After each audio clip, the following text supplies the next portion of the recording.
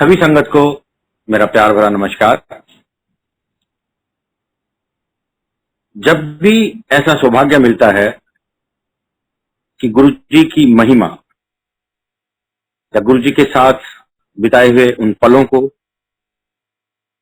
गुरु जी की ब्लेसिंग को बखान करने का वक्त आता है, सत्संग करने का, तो सबसे पहला जो दिमाग में एक बात आती है वो ये आती है, कहां से शुरू करें।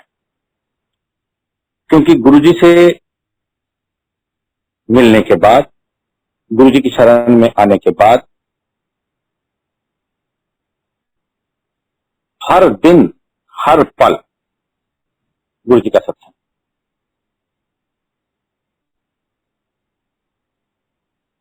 गुरु जी की मेहर, गुरु जी की बख्शीश सभी संगत पर बेहद बेहद बेहद। हमारी जब गुरु जी का हमारे को बुलावा आया, क्योंकि मैं ये मानता हूं कि जब भी जो भी संगत गुरु जी का दर्शन करती है, गुरु जी उसे अपने शरण में बुलाते हैं। बुलावा गुरु जी का ही होता है। हमारे पास भी जब सबसे पहले ये मैसेज आया कि ऐसे वहां पे गुरु जी बैठते हैं और आप चलिए, तो जो पुरानी संगत है वो तो समझ पाएंगे, लेकिन जो नए हैं मैं उनको बताऊं कि स्टार्टिंग में मेरे दिमाग में भी एक सवाल आया था, क्योंकि मैं या आप या हम सब जो ईश्वर को मानते हैं वो अपने अपने घरों में पूजा पाठ वगैरह वगैरह पहले भी करते रहे हैं। मैं भी उसी फैमिली से हूं, उसी तरह की फैमिली से हूं, तो हमने अपना गुरु बनाया हुआ था, हमने अपना गुरु मंत्र लिया हुआ था। तो जब हमें ये बात पता लगी कि हमें गुरु जी के पास जाना है, तो हमने कहा देखिए जी, हम तो नहीं जा पाएंगे, क्योंकि बचपन से छवि एक ही थी गुरु जी की कि गुरु जी जहां भी जाएंगे वहां मंत्र मिलेगा, उस मंत्र को करना है, बाबा जी की सेवा करनी है, ये वो सब जैसा पहले हमने देखा। तो एक मेरे मित्र हैं जिनके थ्रू मुझे ये मैसेज आया था, तो हमने उनको कहा कि देखिए जी, मैं तो मंत्र ले चुका हूं, इसलिए मैं तो जाऊंगा नहीं, मैं तो गुरु बनाऊंगा नहीं, लेकिन आप जा सकते हैं। तो उन्होंने मुझसे उस वक्त एक सवाल किया कि क्या आप ये मानते हैं कि गुरु के रूप में ईश्वर आते हैं? मैंने कहा बिल्कुल मानता हूं। इससे पहले भी ईश्वर के रूप में हमें राम जी, कृष्ण जी और भी बहुत सारे देवी देवताओं का दर्शन पृथ्वी पर हुए हैं। तो उन्होंने कहा कि मैं जिनकी बात कर रहा हूं वो साक्षात शिव भगवान ही है, आप चलिए, आपको ठीक लगे तो आप रुकिए, नहीं कोई बात नहीं। और ये बात मेरे दिमाग में बिल्कुल सटीक बैठ गई और मैंने उनसे कहा कि चलिए मैं चलूं। फिर मैं कहूंगा कि बात गुरु जी के बुलाने की है और आपके मानने की है कि आप कितना मानते हैं। मैं उनके साथ गया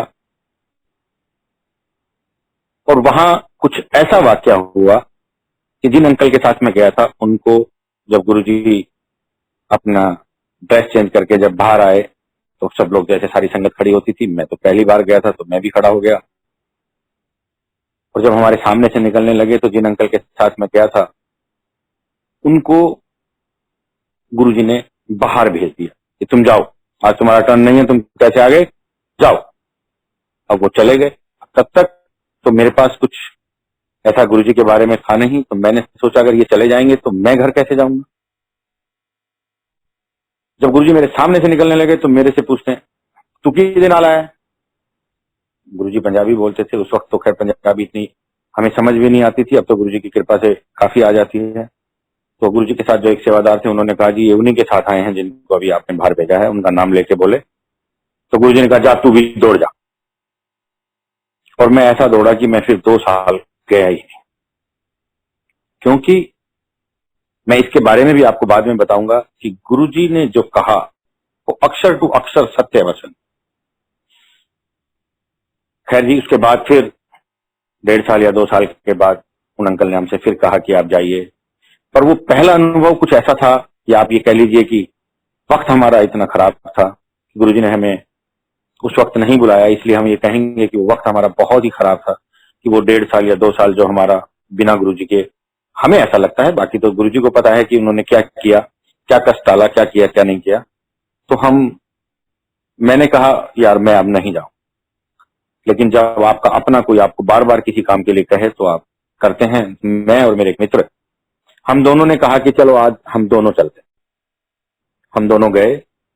मैं नाम यहां पर किसी का भी इसलिए नहीं ले रहा, इवन मैं अपना भी नाम इसलिए नहीं ले रहा, क्योंकि किसी भी सत्संग में किसी भी नाम की कोई महत्व नहीं है। महत्व सिर्फ गुरुजी का और गुरुजी की बख्शीश का है।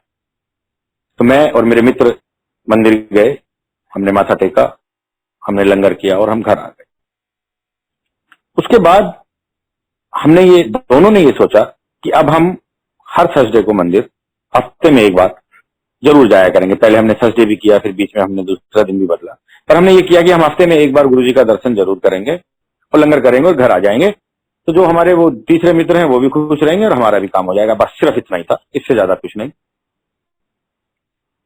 जब ये मैं आपको उस वक्त की बात बता रहा हूँ, दिल्ली में पॉल्यूशन अपने पूरे उस पे था, हम लोग स्कूटर से जाते थे। तो हम जब वहां जाते थे तो वहां संगत बिल्कुल अलग होती थी। तो हमें ऐसा लगता था कि शायद हम इनके बीच में ठीक नहीं लग रहे हैं। तो हम अपना पानी की बोतल, छोटा सा टॉवल, एक शर्ट अलग से लेके जाते थे, क्योंकि वहां तक जाते जाते खराब हो जाती थी।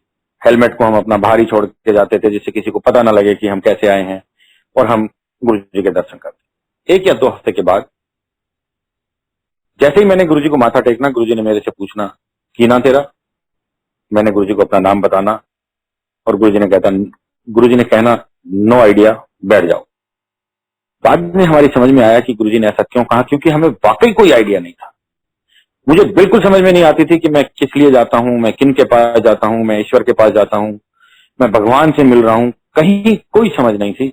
जाना, गुरु जी के दर्शन करने, लंगर करना और घर आ जाना। टाइम भी कभी 8 बजे जाना, कभी 8:30 जाना, कभी लंगर से शुरू होने से 10 मिनट पहले ही जाना। फिर गुरु जी ने अपनी बख्शी, गुरु जी ने अपना प्यार बख्शा। धीरे धीरे समझ आने लगी और पता लगा कि हम कहाँ आ रहे हैं। और गुरु जी ने दोनों ही चीजें बंद कर दी, नाम पूछना भी और नो आइडिया, क्योंकि तब तक गुरुजी ने थोड़ा सा आइडिया दे दिया था। मेरा गुरुजी के साथ जितना भी समय आज तक गुजरा, उसमें मुझे कभी कुछ प्रवचन के द्वारा गुरुजी से कभी कुछ मैंने नहीं सुना, पर गुरुजी ने हर सत्संग में, हर मेरे साथ जो घटित हुआ उसमें मेरे को हर बार एक लेसन दिया, और वो इतना विश्वसनीय दिया कि मैं उसको मानता चला गया, और उसको मानता मानता मैं आज तक उन सब चीजों को मानता रहा। स्टार्टिंग में जब हम एक बार फिर उस वक्त जब हम दोनों जाते थे, तब हमारी आंटियां हमारे साथ नहीं जाती थी। उसके बाद 3 या 4 महीने के बाद मेरी आंटी ने कहा कि मुझे गुरुजी को जाना है, गुरुजी के पास जाना है। मैंने कहा चलिए। उन दिनों आंटी की तबीयत बहुत खराब रहती थी, बड़ी लंबी लंबी फाइलें थी, इस हॉस्पिटल की, उस हॉस्पिटल की, इस चेकअप की, उस चेकअप की। तो हमने कहा आप चलिए। हम लोग जाने लगे। तो गुरुजी जब रूम से वापस आते ड्रेस चेंज करके, और हम सब खड़े होते, तो गुरुजी जब आंटी के सामने से निकलते तो थोड़ा सा ठिठकते और कहते ओ ज्योति आंटी आ गई, और फिर गुरुजी बैठ जाते। अब ये रोज का सिस्टम हो गया।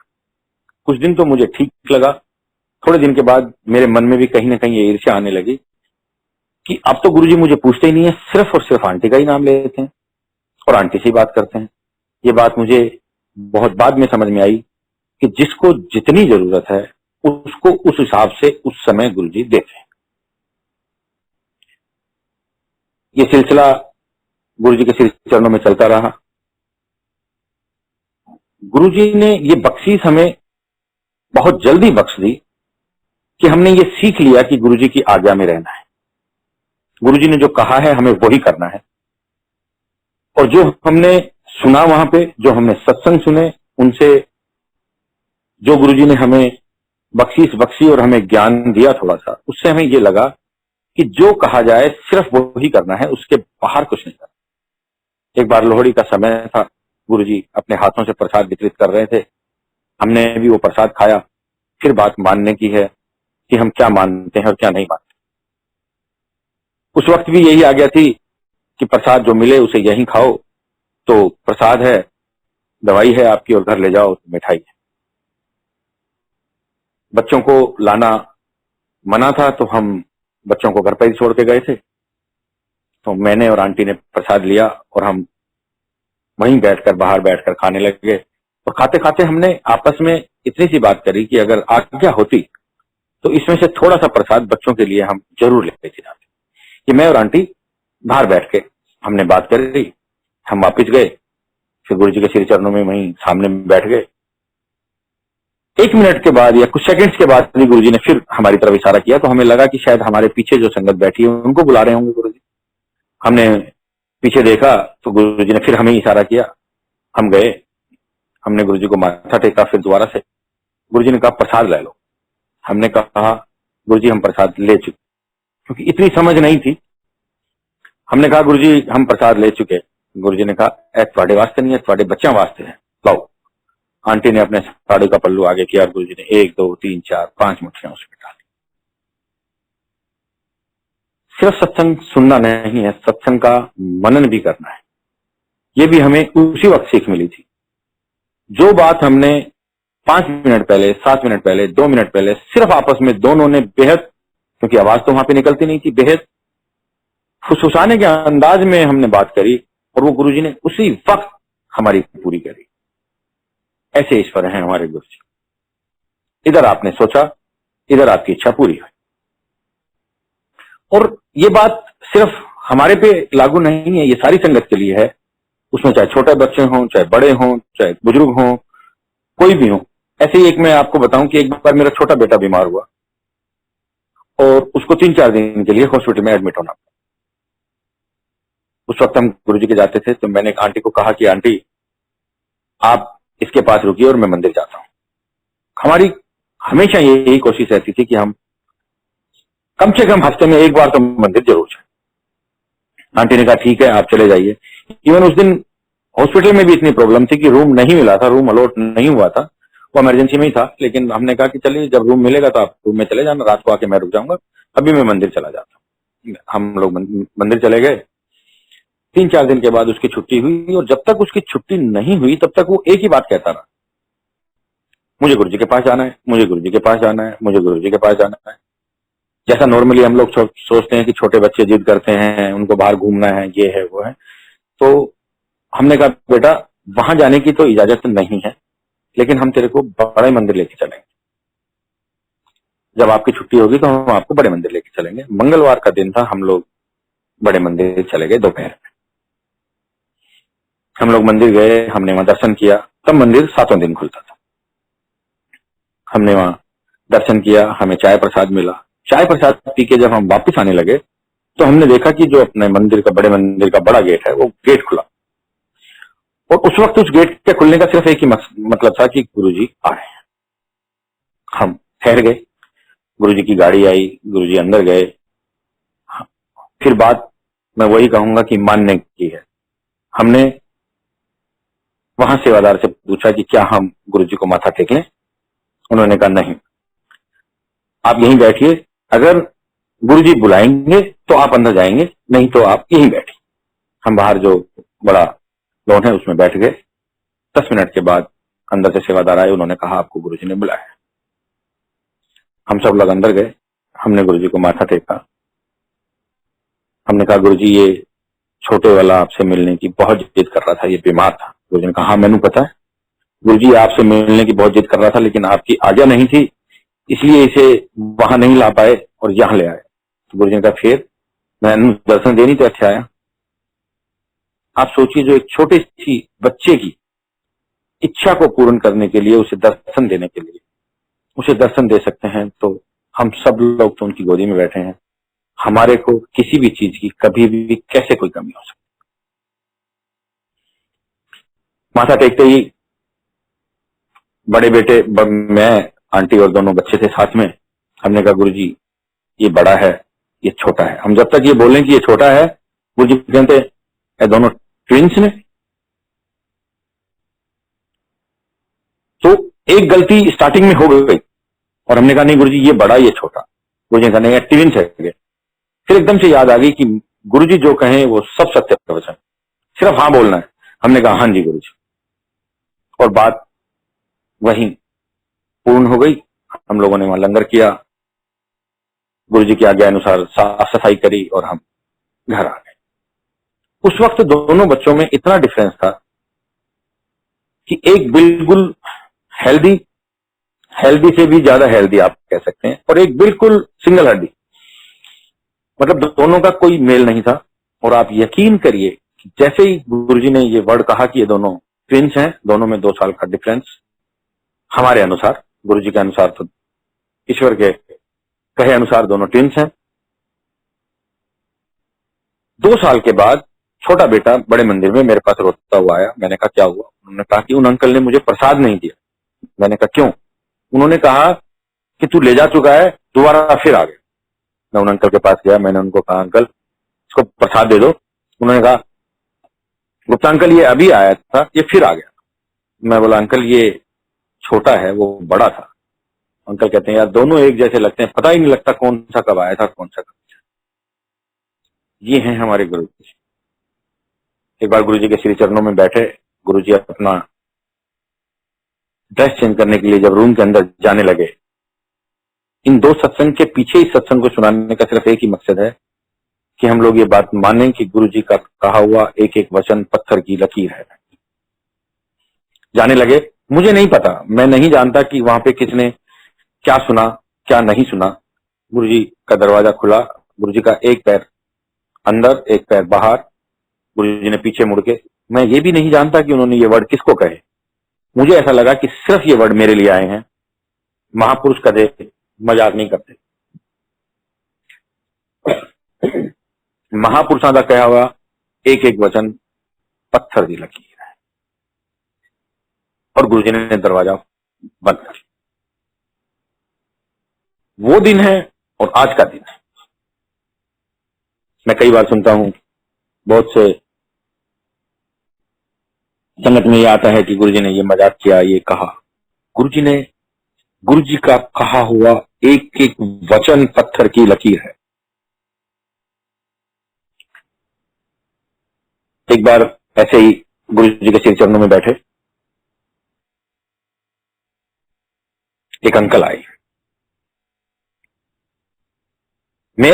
मेरे को जो भी गुरुजी से बख्शीश मिली, जो भी गुरुजी का प्यार मिला, जो भी उनका आशीर्वाद प्राप्त हुआ, जो भी उन्होंने बुद्धि बख्शी, उसके हिसाब से जो भी वाक्य मेरे साथ हुए, जो भी सत्संग गुरुजी ने, जिन्हें मैं आज सत्संग के रूप में आप सभी के साथ शेयर कर रहा हूं, उससे मुझे हर एक से एक एक सीख अवश्य मिली। तो एक अंकल आए, गुरुजी को माथा टेका, गुरुजी साइड टेबल पे बैठे थे, गुरुजी के दोनों पैर पकड़, हम लोग वहीं नीचे बैठे हुए थे। उन्होंने कहा गुरुजी मेरी मां को बचा लो। एक बार उन्होंने फिर कहा, गुरुजी के चरण उन्होंने पकड़ रखे थे। गुरुजी ने कहा छड़। फिर गुरुजी ने 3 जगहों के नाम लिए। मैं यहां उनका उल्लेख करना ठीक नहीं समझता, क्योंकि वो शायद गुरुजी ने हमें ही सुनवाए। 3 जगहों के नाम लिए कि तू वहां गया था क्या हुआ, तू वहां गया था क्या हुआ, तू वहां गया था क्या हुआ। बोले गुरुजी कहीं कुछ नहीं हुआ, सिर्फ आप ही बचा सकते। गुरुजी ने कहा ठीक है फिर असी बचा लांगे, बह जा। उन्होंने जो अपनी माता जी को बीमारी बताई थी, उसमें इतनी लंबी चौड़ी वो लिस्ट थी कि उनका लीवर खराब है, उनकी किडनी खराब है, उनके हार्ट में प्रॉब्लम है, और डॉक्टर ने जवाब दे दिया है इतने दिन का टाइम है ये है। गुरुजी ने कहा चल फिर असी ठीक कर देंगे, बह जा। और उनकी माताजी बाद में पता लगा कि महीने 15-20 दिन में ठीक हो। उस दिन मुझे सिर्फ और सिर्फ एक ही शिक्षा मिली। मुझे नहीं पता किसी ने क्या सुना, क्या देखा, क्या नहीं। उस दिन का दिन है और आज का दिन है, मेरे पास सिवाय गुरुजी के अलावा कुछ नहीं। उस दिन मैंने अपने जीवन में ये गांठ बांध ली कि मेरे ईश्वर, मेरे परमात्मा, मेरे पिता, मेरे भाई, मेरे बहन, मेरे दोस्त, सब कुछ मेरे गुरुजी हैं। जो कुछ करेंगे वो गुरुजी करेंगे, गुरुजी के अलावा मेरा कोई कुछ नहीं कर सकता। और उस दिन का दिन और आज का दिन मेरे पास सिर्फ और सिर्फ इकलौते हैं। मैंने ये सीखा कि मैंने एक को ही मानना है, और मैं गुरुजी की बख्शीश, मेरी अपनी तो क्या औकात है, गुरुजी की बख्शीश के साथ गुरुजी ने मुझे उस पर कायम रखा। गुरुजी आपकी बातों को, आपकी मनोकामनाओं को, मैंने जैसे पहले बताया, कैसा पूर्ण करते हैं। मैं एक छोटा सा सत्संग जो मेरे, जब भी मैं करता हूं और जब भी मैं उसमें पहुंच जाता हूं करते करते, क्योंकि गुरुजी ने हमेशा एक ही बात हमें समझाई कि सत्संग एक वो अमृत है जो बोले उसका भी भला और जो सुने उसका भी भला। एक बार गुरुजी के द्वारा बख्शीश मिली और हमें एक शादी का कार्ड मिला। दिल्ली में शादियां आपको पता ही है कितने बजे शुरू होती हैं, फार्म हाउस में, और कैसे होती हैं। उसमें टाइम लिखा हुआ था शायद कार्ड पे, 8 या 8:30 जो भी था। और हम लोग तो सिर्फ ये देखते थे कि गुरुजी की तरफ से कोई निमंत्रण मिला है तो शुक्र है कि हम 8 बजे गए, वरना हम शायद 7 बजे पहुंच जाते। तो हम लोग बिल्कुल सब तैयार होके, मैं और मेरे मित्र अपनी अपनी फैमिली के साथ 8 8:30 बजे जो टाइम उसमें लिखा हुआ था, हम करेक्ट टाइम पे वहां पहुंच गए। हम गए जब, वहां ना कोई लड़के की तरफ से था ना कोई लड़की की तरफ से था, सब काम चल रहे थे, सब तैयारियां चल रही थी। एक साइड में एक जगह बनाई हुई थी जहां पे गुरुजी को आके भी बैठ सकता था। हम उसी जगह के पास चेयर डाल के बैठ गए। जो लोग वहां पे काम कर रहे थे, हम लोगों ने उन्हीं के साथ थोड़ी सी सेवा करी, सब चीज तैयार करी, और हम लोग पूरा प्लान करके गए थे कि गुरुजी आएंगे, हम ऐसे सबसे पहले माथा टेकेंगे, फिर गुरुजी को ऐसे करेंगे, फिर ऐसे करेंगे। मतलब जैसे हम सब ख्वाब एक गुरुजी के बारे में बनाते हैं, वो हमने 1.5 2 घंटे में बनाए। धीरे धीरे संगत आई, कुछ लोग और शादी वाले भी आए। धीरे धीरे धीरे धीरे धीरे धीरे समय वो आ गया जब ये पता लगने वाला था कि गुरुजी अब 1 या 2 मिनट में निकल रहे हैं और 10 से 15 मिनट में यहाँ पहुंच जाए। और फिर ये हुआ कि जी गुरुजी निकल गए हैं और गुरुजी चल चुके। तब तक सब संगत भी आ गई थी, लड़के वाले लड़की वाले भी आ गए थे। तभी किसी का ध्यान गया कि गुरुजी के सिंहासन पर, जहां गुरुजी ने विराजमान होना है, उस पर कुशन नहीं। अब बड़े सेवादार छोटे सेवादार की तरफ देखें, छोटे छोटे की तरफ देखें, लास्ट में नजर आके मेरे ऊपर रुकी और एक अंकल ने मुझसे कहा, अंकल आप जाइए और बड़े मंदिर से कुशन ले आए। अब मेरे तो पैरों के नीचे से जमीन निकल गई। मैंने कहा, मैं तो सबसे पहले आया था ये सोच के कि मैं गुरुजी से सबसे पहले मिलूंगा, और अब आप मुझे यहाँ से भेज रहे हैं। मतलब गुरुजी आ भी चुके होंगे, गुरुजी बैठ भी चुके होंगे, आप सब लोग उनको माथा भी टेक चुके होंगे, क्योंकि मुझे तो जाने में कम से कम आधा पौना घंटा लगेगा, यहाँ से मिनिमम 40 से 45 मिनट लगेंगे। पर क्योंकि कार्य गुरुजी का था, मैंने उसको सत्य वचन माना और मैं चला। मैं गया, मैंने पार्किंग से अपनी गाड़ी निकाली और मैं गाड़ी में बैठते ही रोने लगा। मेरे आंखों से आंसू आने लगे। मैंने कहा, गुरुजी मैं सबसे पहले सिर्फ इसलिए आया था क्योंकि मैं सबसे पहले आपको देखना चाहता था, मैं सबसे पहले आपको माथा टेकना चाहता था। और अब मेरे को इन्होंने कुशन लेने के लिए भेज दिया। कुशन आपके लिए लाने हैं, मैं मना भी नहीं कर पाया। और मैं यही सब सोचते सोचते सोचते सोचते आंखों में आंसू लिए हुए बड़े मंदिर पहुंचा। वहां से मैंने कुशन लिए और मैं वापस आया। तो जब मैं उस फार्म हाउस में एंट्री करने लगा, मेरी गाड़ी जब उस फार्म हाउस में अंदर गई, तो गुरुजी की गाड़ी में एक सायरन था। सायरन है जो बजता है, वो सायरन की आवाज जब मेरे को आई तो मैंने बैक मिरर में पीछे देखा, तो जो गुरुजी की गाड़ी पे झंडा लगा हुआ है वो झंडा भी लग रहा था। मैंने कहा, गुरुजी को तो आए हुए कम से कम 20 मिनट हो गए होंगे, ये गुरुजी की गाड़ी मेरे पीछे कैसे? मैंने वहीं थोड़ा सा आगे जाके गाड़ी साइड में लगाई और मैं उतरा और मैं गाड़ी के साथ साथ भागा। 10 कदम मैं चलाऊंगा कि गाड़ी रुकी, और जिस तरफ मैं था राइट हैंड की तरफ दरवाजा, मेरे दोनों हाथों में कुशन थे। गुरुजी का दरवाजा खुला और गुरुजी गाड़ी से बाहर। मैं तो अचंभित, मेरे आश्चर्य का ठिकाना नहीं रहा कि गुरुजी को तो आए हुए 20 मिनट हो गए होंगे कम से कम, गुरुजी अब कैसे आ रहे हैं?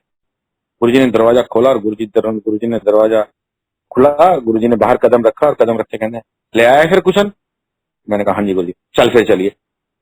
और आप यकीन मानिए, मैं इतनी संगत वहां छोड़ के गया था, गाड़ी के पास कोई संगत नहीं, मैं और गुरुजी हम दोनों गए।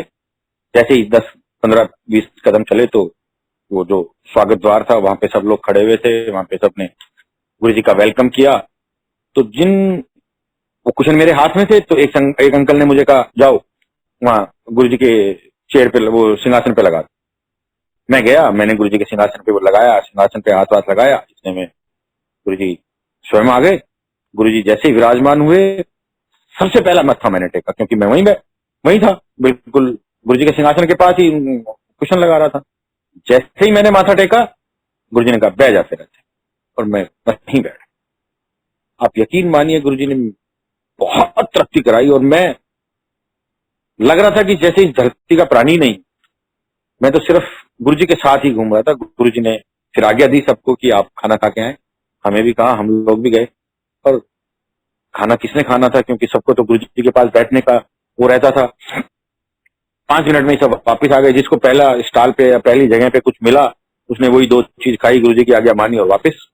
फिर सब गुरुजी के पास बैठे, गुरुजी ने सबको प्रसाद दिया। प्रसाद देने के बाद एक बाउल में गुरुजी ने अपने हाथ धोए, साफ किए, और वो बाउल वहीं रख दिया नीचे किसी सेवादार ने। और ये हुआ कि अब गुरुजी जा रहे हैं, गुरुजी की रवानगी है। सब जब गुरुजी के साथ उठे तो हमारी नजर तो वहां बाउल पे ही थी, क्योंकि उसमें तो अमृत रखा हुआ था। जैसे ही गुरुजी उठे और 2 कदम चले, हमने वो बाउल लिया, माथा सब लोग टेक चुके थे, और हमने सबने वो अमृत पिया। उसके बाद गुरुजी को गाड़ी से विदा किया। तो सेवादार बोले अब ये कुशन कौन लेके जाएगा? मैं बोला मैं लेके आया था, तो मैं ही जाऊंगा, क्योंकि तब तक तो मैं आसमान में उड़ रहा था। मैंने वो कुशन लिए, आंटी बच्चों को लिया, और मैं मंदिर वापस। मैंने देखा तो मंदिर की सारी लाइटें जली हुई। मेरे को फिर आश्चर्य हुआ, मैंने कहा ये क्या हो रहा है? हम लोग अंदर गए तो गुरुजी वहीं विराजमान थे। हमने फिर गुरुजी को माथा टेका, गुरुजी लंगर ले रहे थे। उनका आ गया फिर? मैंने कहा हाँ जी आ गया। अच्छा, हमने वहां कुशन रखे, हम बाहर बैठ गए। अब जो वहां पे शादी में मेरे साथ मित्र गए थे, वो और बाकी मुझे फोन करे, भाई तू आ नहीं रहा, चलेगा नहीं? मैंने कहा नहीं, मैं नहीं आ रहा, मैं तो यहीं हूं। मैंने किसी को नहीं बताया कि मैं गुरुजी के पास बैठा हूं या गुरुजी यहीं है कि तुम भी आ जाओ, कुछ नहीं। मैं बोला नहीं यार, मैं मंदिर आया हूं तो मैं थोड़ी देर रुक के जाऊंगा, आप लोग जाइए। आधे घंटे के बाद गुरुजी ने कहा अब आप जाएं, आपको आ गया है, और हम अपने घर की ओर रवाना हो। अब आप इसको कैसे लेते हैं कि वो एक अपने भगत की इच्छा को पूरा करने के लिए 10 मिनट का रास्ता 40 मिनट में तय करते हैं, या एक अपने भक्त का, अपने सेवक का, अपने बच्चे का 40 मिनट का रास्ता 10 मिनट में तय करा? ये मुझे, पर आपकी सारी मनोकामना वो पूर्ण करते हैं, ये सत्य है, सत्य।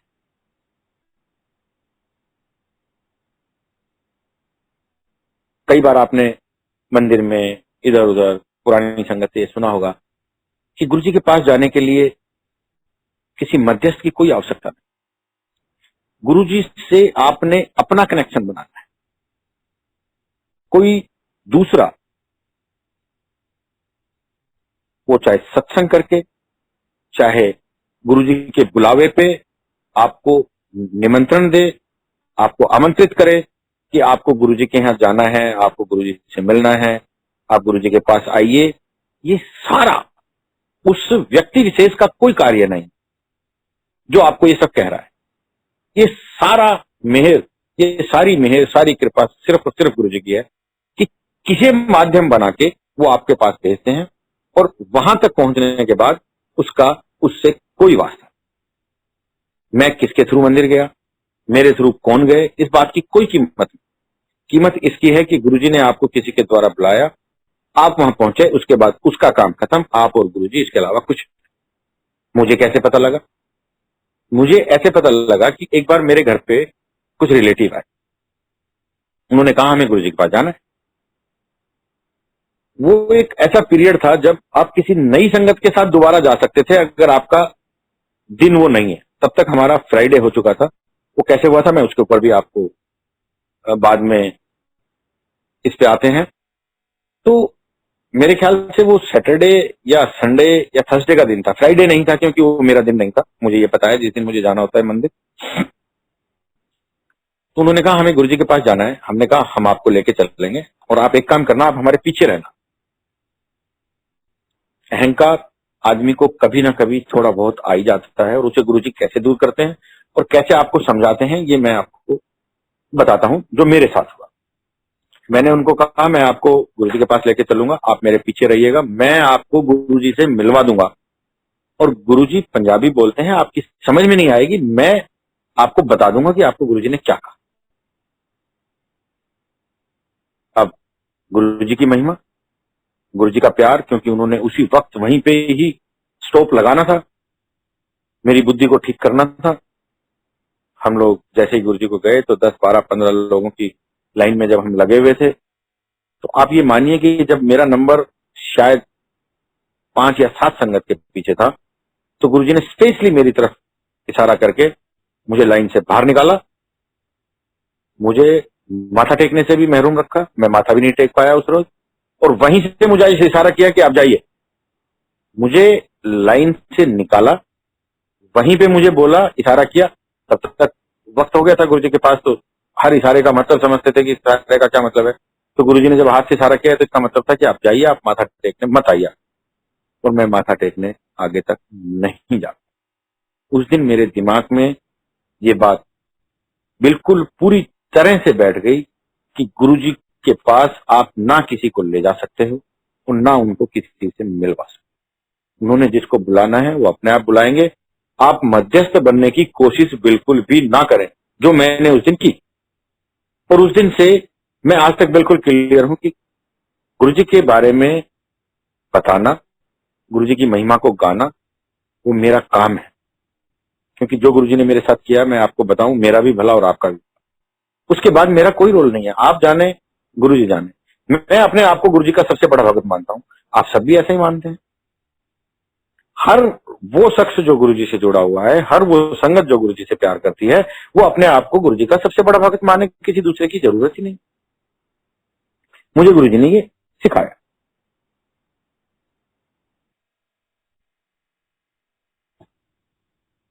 एक बार बड़े मंदिर में बैसाखी का फंक्शन करके जब हम वापसी में इजाजत लेने लगे, तो गुरुजी ने आंटी को कहा, आंटी लंगर लेके जाए।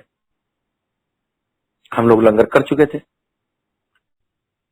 अब आंटी ने कहा कि अंकल, गुरुजी ने मेरे को कहा है कि लंगर लेके जाना है। तो मैं तो लंगर कर चुकी। अब थोड़ा सा कंफ्यूज हो गए कि लेके जाना है का मतलब क्या है, क्योंकि लंगर तो हम कर चुके। हमने कहा आंटी दोबारा आप लंगर करो, आपको गुरुजी ने बोला है आप दोबारा लंगर भी करो। और जो कॉफी का गिलास था, उस गिलास में हमने थोड़ा सा प्रसाद वहां सेवादार से लिया और हम उसे लेके भी आए। मतलब हमने अपनी तरफ से गुरुजी की पूरी आज्ञा की पालन।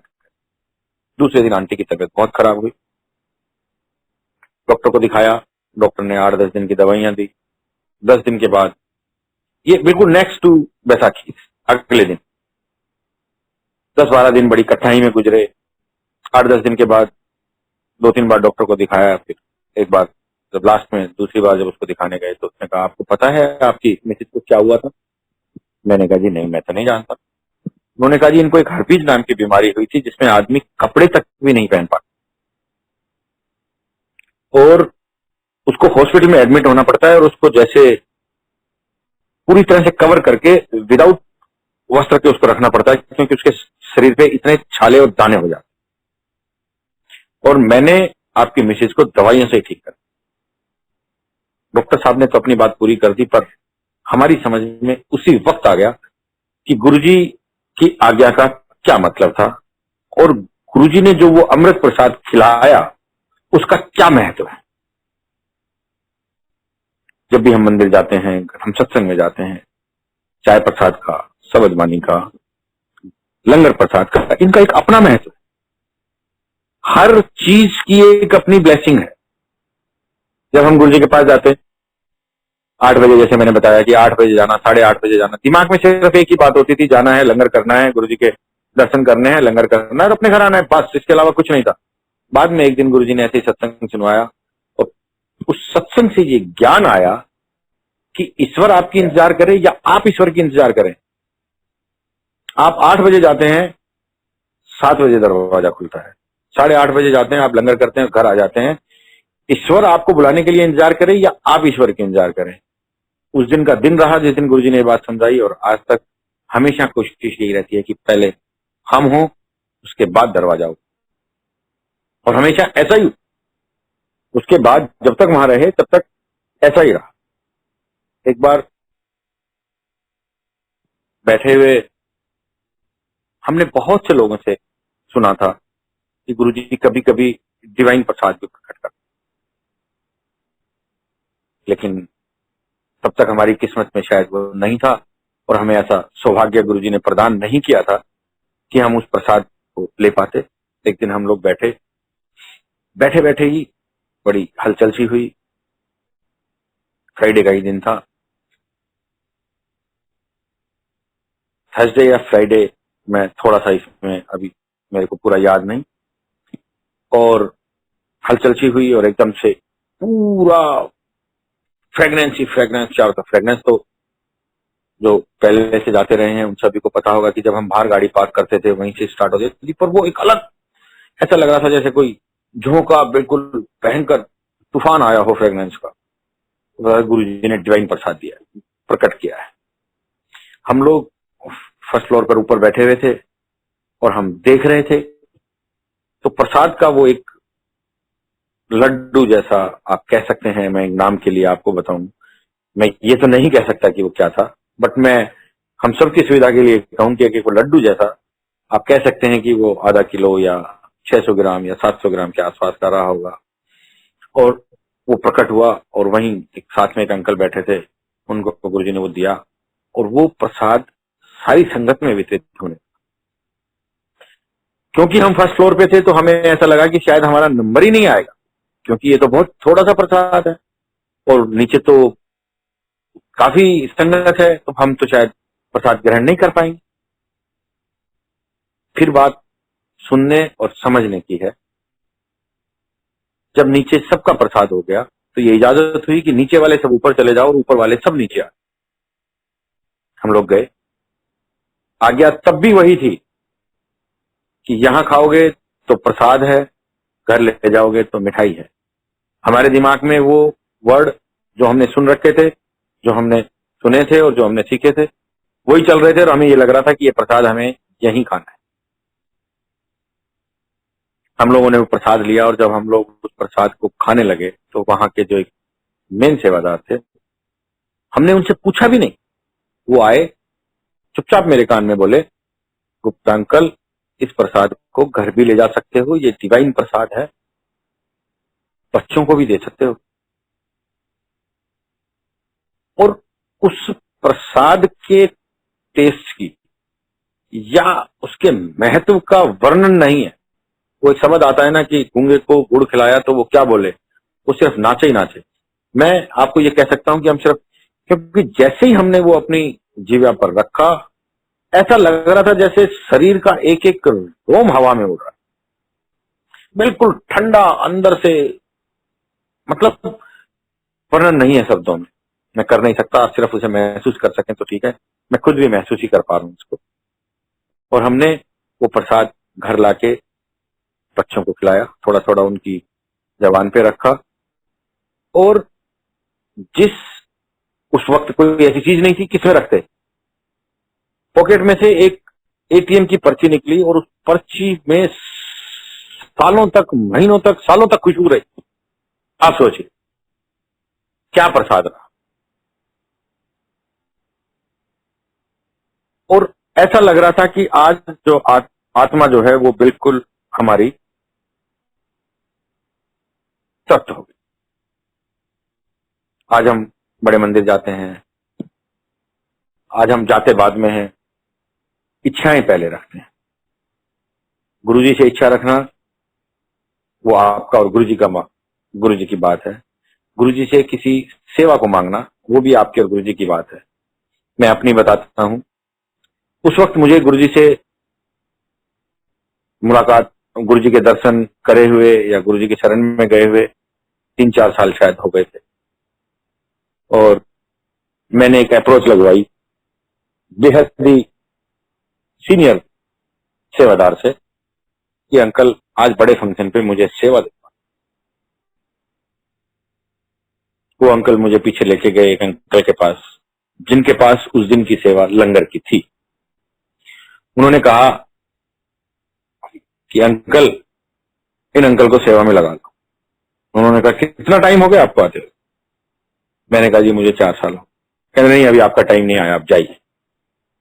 आज हम 4 दिन भी वेट नहीं करते। सेवा की कीमत, सेवा की भावना, सेवा के लायक अपने आप को बनाना सब गुरु जी की इच्छा करना, ये हमारा अपना काम है, हम कर सकते हैं।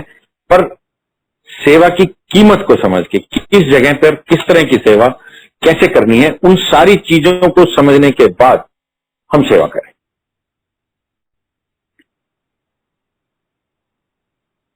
एक जब हमारा फ्राइडे हुआ, गुरुजी से आप छुप नहीं सकते, गुरुजी से आप बच नहीं सकते। गुरुजी ने आपको जो आज्ञा देनी है वो आपको मिलेगी। मैं और मेरे मित्र लंगर कर रहे, हमने देखा कि गुरुजी की नजर हमारी तरफ है और गुरुजी ने एक सेवादार को हमारे बारे में कुछ बोला। क्या बोला था ये हमें नहीं पता, क्योंकि हम थोड़ा सा दूर थे।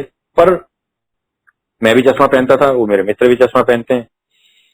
तो मैंने कहा अंकल, बात हम दोनों में से किसी एक की है, क्या है ये मुझे नहीं पता, पर आज कुछ होना है। तो देखिए, इंसान है, हम अपना दिमाग तो कभी कभी लगाते हैं। हमने उस दिन ये दिमाग लगाया है कि जिस अंकल को ये आज्ञा दी है, इन अंकल के सामने से नहीं निकलना। हमने अपना दिमाग लगाया और जैसे ही लंगर करके बाहर निकले तो हम कुछ संगत की आड़ लेके बाहर निकले। गुरु जी को माथा टेक के भी किसी की आड़ लेके बाहर निकले और हमने कहा आज तो बच गए, आज तो कुछ नहीं होता।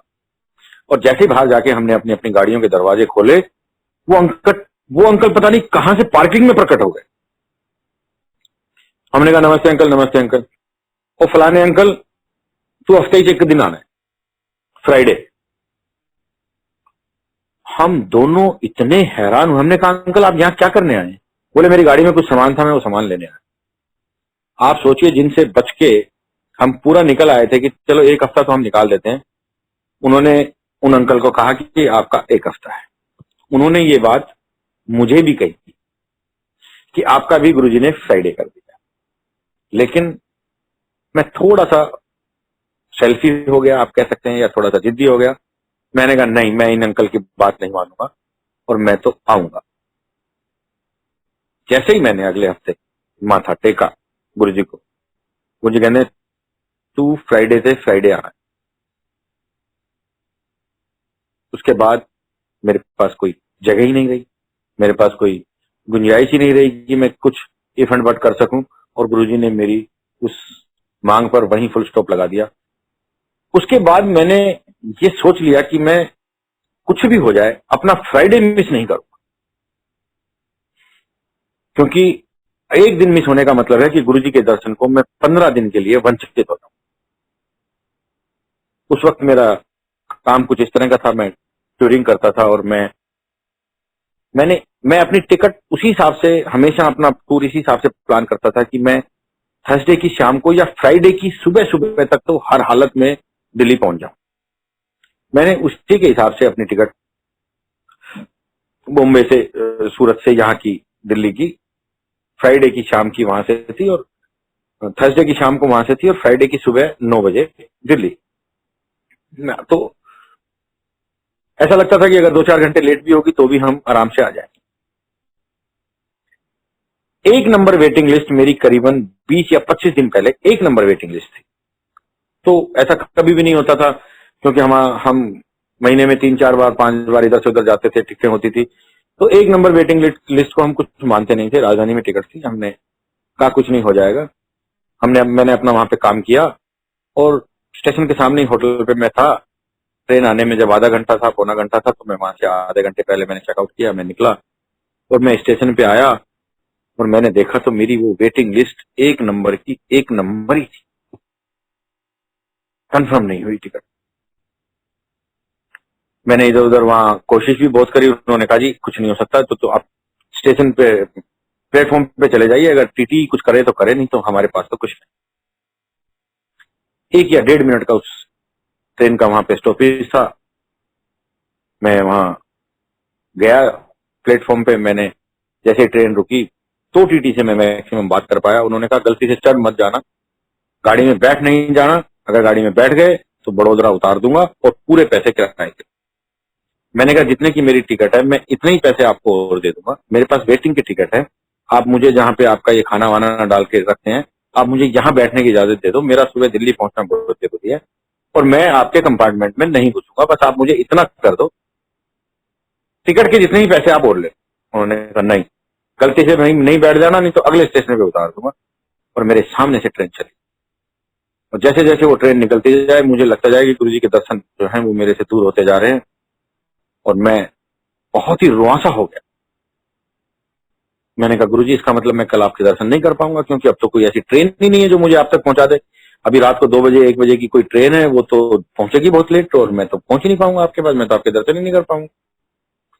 और मेरे दिमाग में बस एक ही बात गूंज रही कि मैं गुरुजी के दर्शन नहीं कर पाऊंगा, मैं गुरुजी के दर्शन नहीं कर पाऊंगा। इतने में ही एक अनाउंसमेंट हुई कि यहाँ से जयपुर की ओर जाने वाली ट्रेन 10 मिनट में आ रही।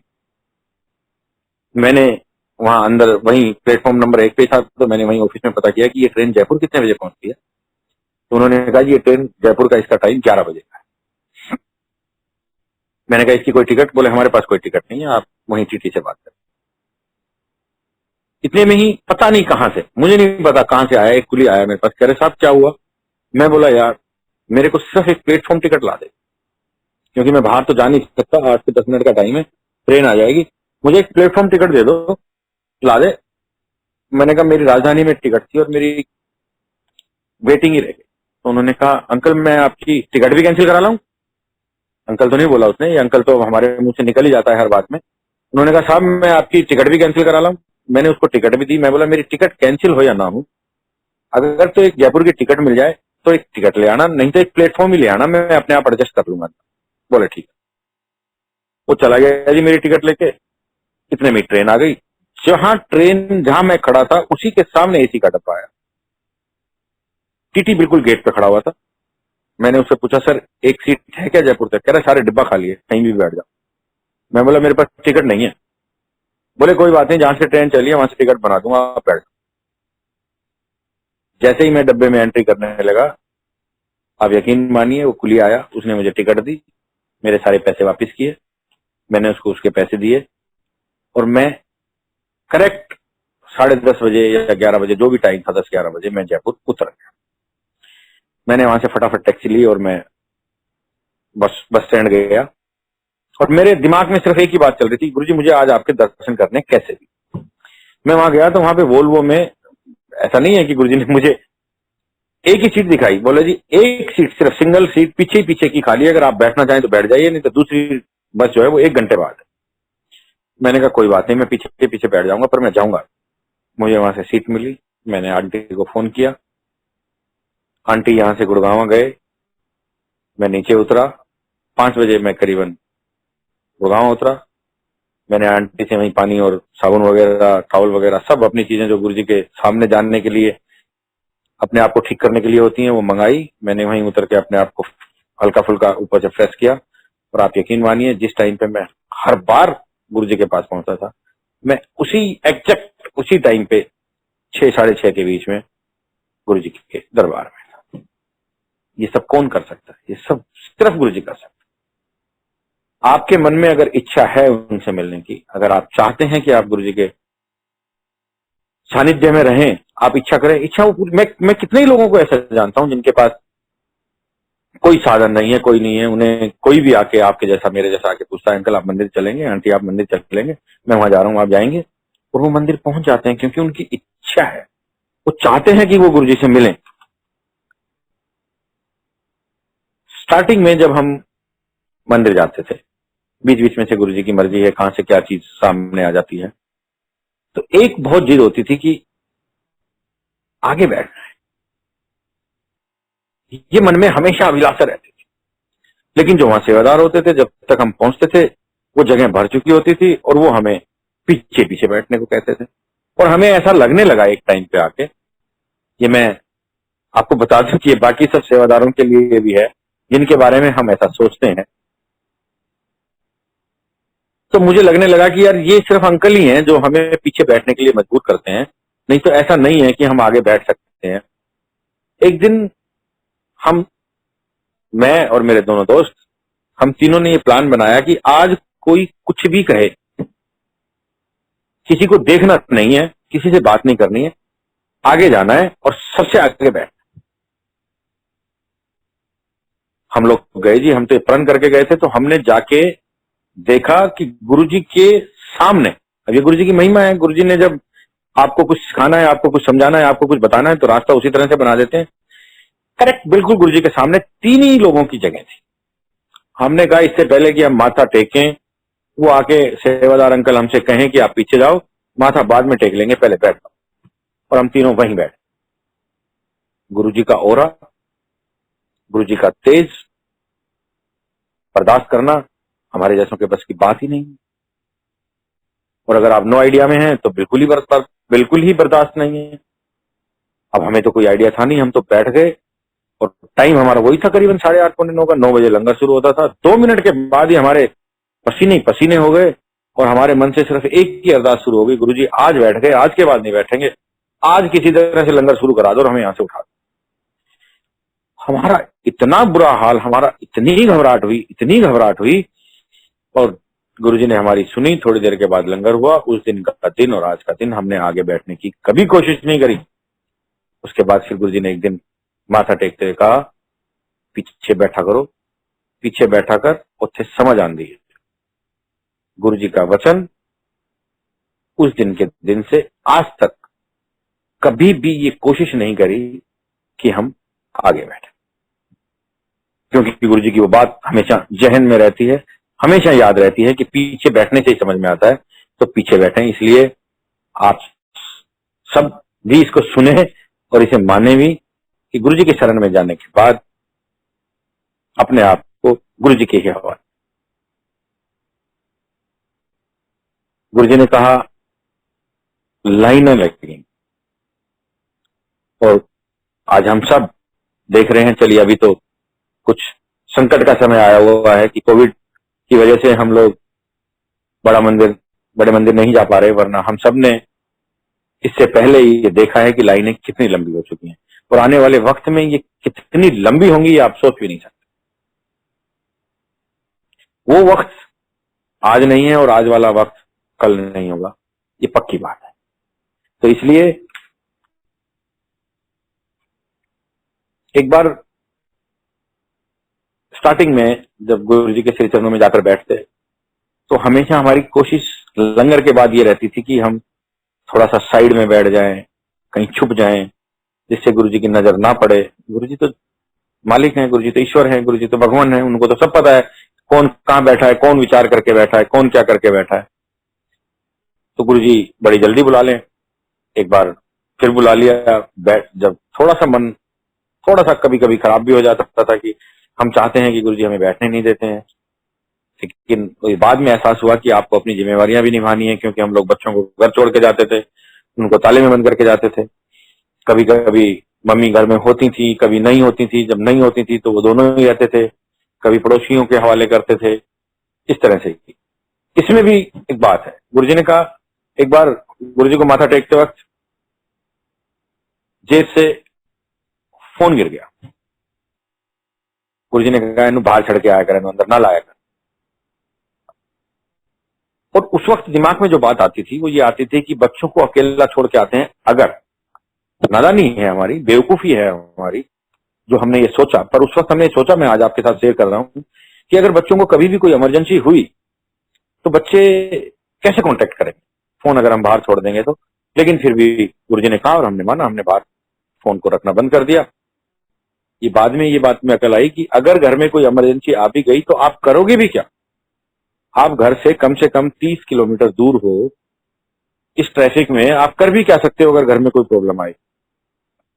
एक बार रात को हम 11:30 बजे गुरु जी के दर्शन करके घर आए, लंगर खा के 11:30 बजे होंगे, 12 बजे होंगे। तो जब हमने दरवाजा खुलवाया तो गर्मियों के दिन थे, बहुत गर्मी थी।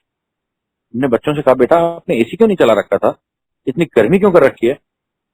तो बच्चे कहते नहीं पापा हमें गर्मी लगी ही नहीं, हमने एसी चलाया है। हमने कहा अच्छा चलो कोई बात नहीं, आप लोग एसी चलाओ और सो जाओ। 5 मिनट के बाद ही पूरे घर में छोटे वाले बेटे ने कहा पापा स्मेल आ रही है। देखा तो पूरे घर में सारी वायरिंग जल गई, सब मीटर वगैरह, एमसीबी बॉक्स, वो एसी से कुछ ऐसा शॉर्ट सर्किट हुआ और आग ही आग चारों तरफ। जैसे तैसे करके बाहर भागे, आग को बंद किया और तब ये समझ में आया कि गुरुजी ने बच्चों को जब तक हम नहीं आ गए एसी चलाने की प्रेरणा ही नहीं दी, उनको गर्मी नहीं लगने दी। ये काम तो एसी चलाते ही होना था, चाहे हमारे आने के बाद हुआ या हमारे से पहले हुआ। तो इसलिए कोई भी काम हम नहीं कर रहे हैं, हम ये सोचें कि हम अपने बच्चों की रक्षा कर लेंगे या हम कुछ काम कर लेंगे, हम कोई धंधा कर लेंगे, हम कोई वो कर लेंगे। महाराज की बख्शीश है, कराना महाराज नहीं है। बच्चे एसी 2 घंटे पहले भी चला सकते थे, वो आग 2 घंटे पहले भी लग सकती थी।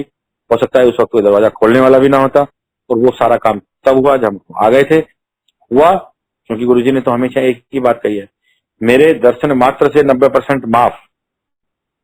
जो मेरे दर्शन करेगा उसके कर्म 90% माफ।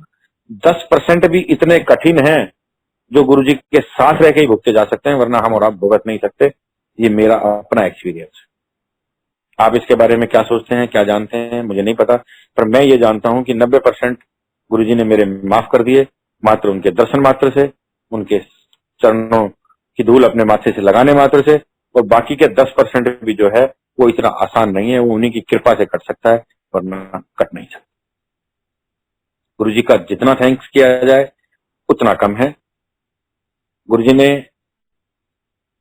हमारे बड़े मंदिर के बारे में एक बात बार बार कही कि जो इस मंदिर के बाहर से भी निकल जाएगा उसका भी कल्याण है। मैंने इस मंदिर में इतनी शक्ति भर दी है कि जो इस मंदिर के बाहर से भी निकलेगा उसका भी कल्याण है। आप और हम सब तो अंदर उनकी गोद में बैठे हैं, हमारा कल्याण कैसे नहीं होगा अगर हम गुरु जी के कथनानुसार चलें, उनको माने, उनकी बातों को। गुरु जी ने हमें हर वहमों से दूर रखना सिखाया। एक बार हम सब लोग, आप सभी को पता है जो मंदिर जाते रहते हैं, बड़े मंदिर में जब भी कोई फंक्शन होता है तो कुछ रोज पहले से साफ सफाई वगैरह का सेवा होती है, पहले भी होती थी। तो एक बार हम लोग ऐसे ही मंदिर में सेवा कर रहे थे, इतने में ही पता लगा गुरुजी आ गए। गुरुजी हमेशा 1 दिन में 2 दिन में अवलोकन करने के लिए कि क्या सेवा हुई, किसने क्या किया, या आप ये कह सकते हैं कि हम जैसे बच्चों को दर्शन देने ही आ जाते थे और हमारा हौसला बढ़ जाता था, गुरुजी आए हैं, गुरुजी ने हमें देख लिया, हमने गुरुजी को देख लिया, बस यही बहुत हो जाता था हमारे लिए। यही ऐसा होता था जैसे आज होली हो गई या दिवाली हो गई या आज त्योहार हो गया।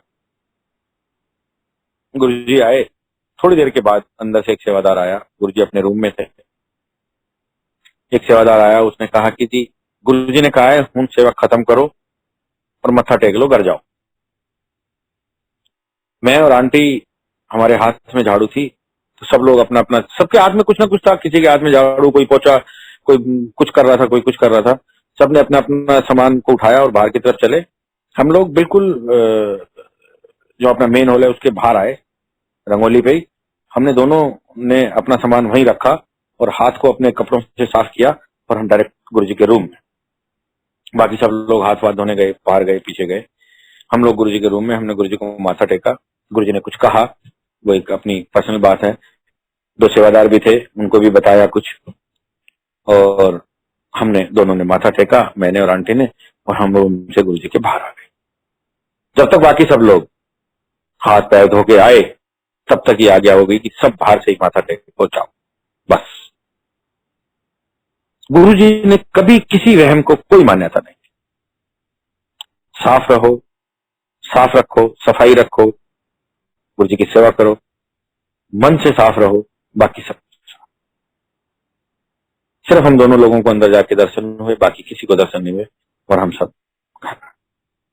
एक बार ऐसे ही बड़े फंक्शन पे गुरुजी ने हमें बहुत जल्दी भेज दिया।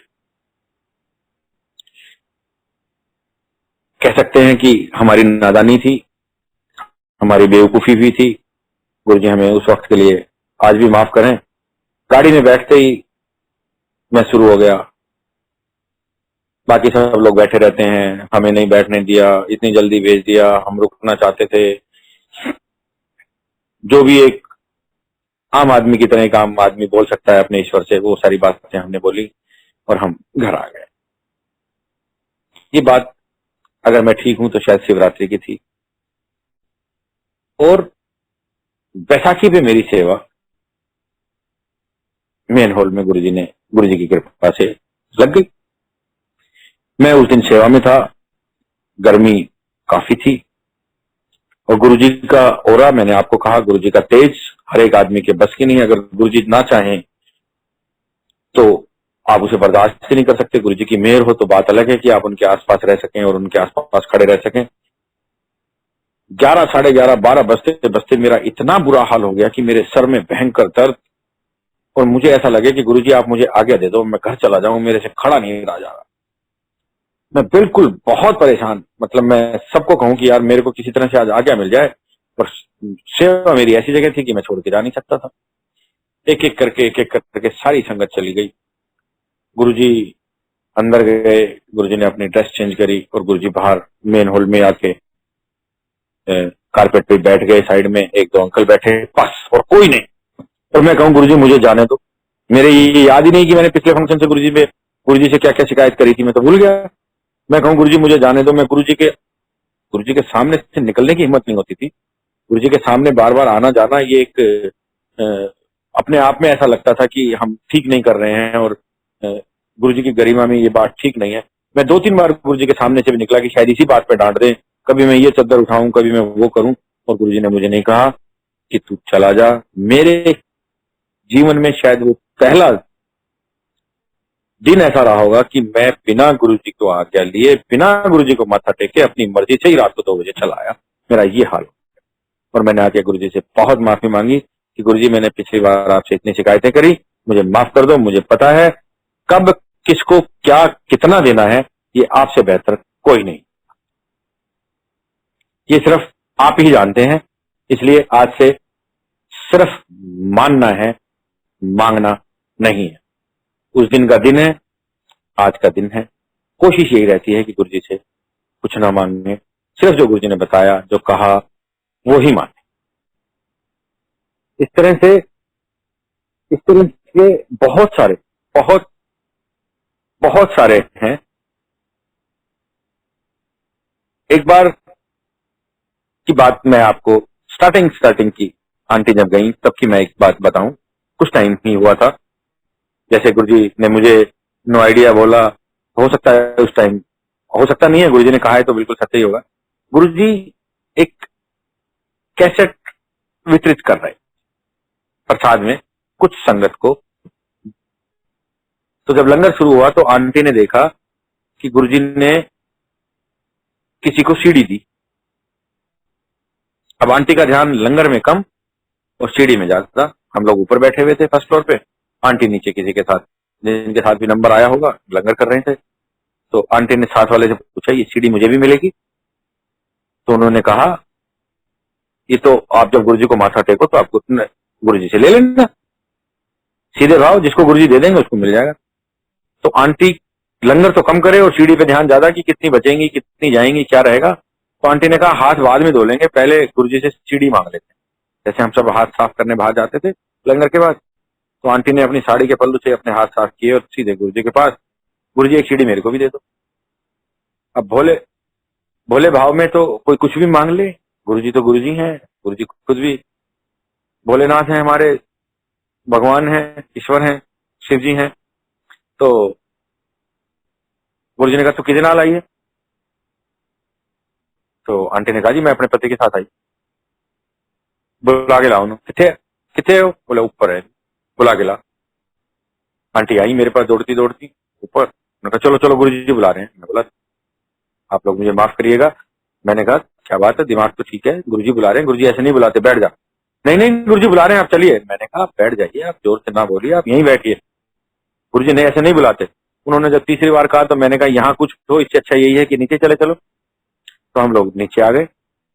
उन्होंने, आंटी ने पकड़ा मेरा हाथ और गुरुजी की तरफ। मैंने कहा लाइन लगी है, मैं लाइन में लग गया। तो आंटी ने मेरे को लाइन से निकाला और सीधा गुरुजी के पास। गुरुजी लेफ्ट साइड में किसी अंकल या आंटी से बात कर रहे थे, तो गुरुजी की बाजू पे आंटी ने हाथ लगाया। गुरुजी मेरे पति आ गए, मैं इनके साथ आई। गुरुजी ने इधर देखा और मेरे तो, आप यकीन मानिए कि काटो तो खून नहीं। मैंने कहा आज तो छुट्टी हो गई, आज तो कुछ है ही नहीं, आज तो कुछ बाकी नहीं रहा। इतनी सारी नादानियां। पर गुरुजी तो गुरुजी हैं, गुरुजी तो ईश्वर है। गुरुजी ने कहा, गुरुजी ने मेरी तरफ देखा, मैंने फटाक से गुरुजी को माथा टेका। गुरुजी ने कहा हाँ एनु देवांगे, ऐसा साडा भगत है, तू हाले कंफ्यूज है। गुरुजी को आपके बारे में एक एक बात सब कुछ पता है। आप कहां से चले हैं, आप कहां से आए हैं, आप क्या चाहते हैं, आपको क्या जरूरत है, आपको क्या देना है क्या नहीं देना। सत्संग तो बहुत है, जा सुनाने के लिए भी बहुत कुछ है। मैं फिर आप सब लोगों से एक छोटी सी एक कहानी, आपसे बहुत छोटी सी है जो मैं शेयर करूंगा, जो मेरे दिल के बहुत करीब है। और जब भी मुझे सत्संग में मौका लगता है और गुरुजी मुझे याद दिला देते हैं तो मैं जरूर करता हूँ, क्योंकि आप कह वही सकते हैं जो गुरुजी आपको याद दिलाते हैं। गुरुजी आपसे कहलवा लें। एक भगत, कोई मेरे जैसा आप कह सकते हैं, आपके जैसा आप कह सकते हैं, आप सबके जैसा एक भगत था जो ईश्वर को बहुत मानता था, अपने गुरुजी को बहुत मानता था। और उस भगत की, आपकी, हम सबकी भक्ति इतनी गहन थी या इतनी ज्यादा थी कि वो जब ईश्वर हमेशा उसके साथ रहने लगे। ये उसको कैसे पता लगा कि जब भी वो चलता था तो उसे अपनी साथ में, जब वो चलता था तो दो परछाइयां नजर आती थी, एक उसकी अपनी और एक उसकी ईश्वर। वक्त का फेर ऐसा आया, 90% तो ईश्वर ने माफ कर दिए जैसा हम गुरुजी ने हमें कहा। 10% के फेर में ऐसे फंसे कि थोड़ा सा वक्त खराब आया, थोड़ा सा वक्त खराब आया, कठिनाइयां आई जीवन में, तो परछाई एक हो, जो दो परछाइयां आती थी एक हो गई। भगत बड़ा निराश हुआ। उसने कहा ऐसे वक्त में ईश्वर ने भी साथ छोड़ दिया। और भगत को अपने ईश्वर से काफी शिकायत हुई, अपने गुरु से काफी शिकायत रही। और एक वक्त ऐसा आया कि वो जब इस संसार को छोड़ के ऊपर जाके जब गुरुजी से मिले तो गुरुजी ने कहा आ भाई भगत, आ गया। तो उन्होंने कहा जी मैं आपका भगत कहाँ हूं, सारी दुनिया ने मेरा जब साथ छोड़ा तो आपने भी मेरा साथ छोड़ दिया। ईश्वर ने कहा तुझे क्या पता कि मैंने तेरा साथ छोड़ दिया। बोला जी पहले आप मेरे साथ चलते थे और जब मेरा थोड़ा सा बुरा वक्त आया तो आप मेरे साथ नहीं रहे। उन्होंने कहा तुमने कैसे पहचाना कि मैं तेरे साथ नहीं था। बोला जी पहले दो परछाई आती थी और बाद में एक आने लगी। तो गुरुजी ने कहा, ईश्वर ने कहा कि बेवकूफ, वो एक परछाई मेरी थी, तू तो मेरी गोद में था, तुझे तो मैंने नीचे उतरने ही नहीं दिया। तो हम सब, आप सब, हम सब गुरुजी की गोद में बैठे हैं, गुरुजी की शरण में बैठे हैं। वक्त हल्का फुल्का ऊपर नीचे हो सकता है, गुरुजी को सब पता है हमें कब किस वक्त कहाँ क्या चाहिए और क्या नहीं चाहिए। सिर्फ गुरुजी को मानते रहिए, वहमों से दूर रहिए, किसी मध्यस्थ की आवश्यकता नहीं है। जितना कहा जाए, जितना सुना है, जितना बताया गया है सिर्फ वही करें, उसके अलावा इधर उधर ढूंढने की कोशिश ना करें। सत्संग तो महाराज की इतनी कृपा है, इतनी कृपा है, इतनी कृपा है कि अगर हम सब लोग साथ सारी रात रहें तो भी कोई दिक्कत नहीं। पर मेरे ख्याल से वक्त गुरुजी ने काफी बख्शीश वक्त दी, जो इतना वक्त मिला